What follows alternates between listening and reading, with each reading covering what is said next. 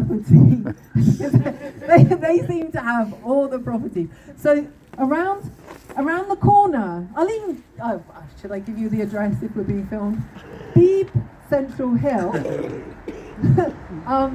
is a 4-bedroom house that the family moved out in March 2 years ago, so 2023.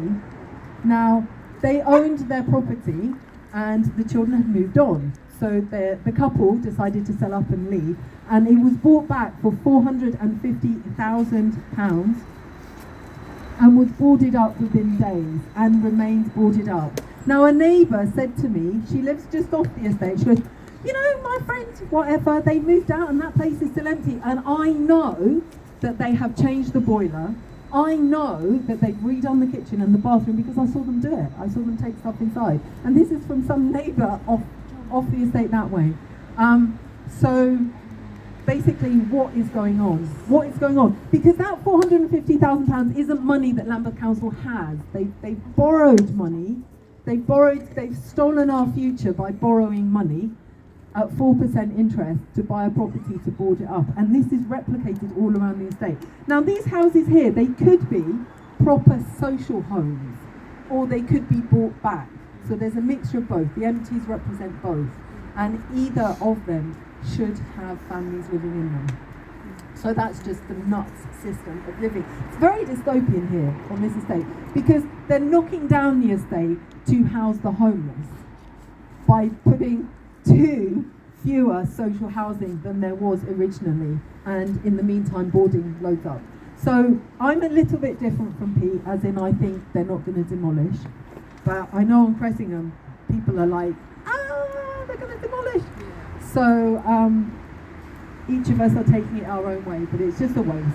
If there's any way of describing what Lambeth Council have done, it's a wasted opportunity. 10 years ago, money was easier to access, there was less debt, there was more material, there were so many things like pre-Brexit, you could, there were more people willing to work in the UK in building, and we could have retrofitted and done up the whole estate and lived happily ever after, and the same in Cressingham. So Lambeth Council officially has, I think, nearly 600 empty properties that it owns, so this is just to show you the extent of the scandal, basically. If there's any way to describe what's happening, it's a scandal. And I have to mention Savills. Just to keep on getting their name out there, because Savills wrote a document saying how to improve estates by knocking them down and rebuilding them. And that's a kind of mantra that, including Lambeth Council, many councils have taken on. And they helped set up homes for Lambeth. They put in planning application for this building at the end of the road.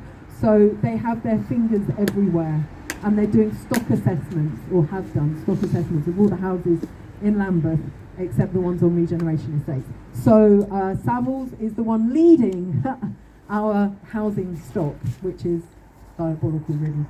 Still, Russell, where are you? Any songs? Any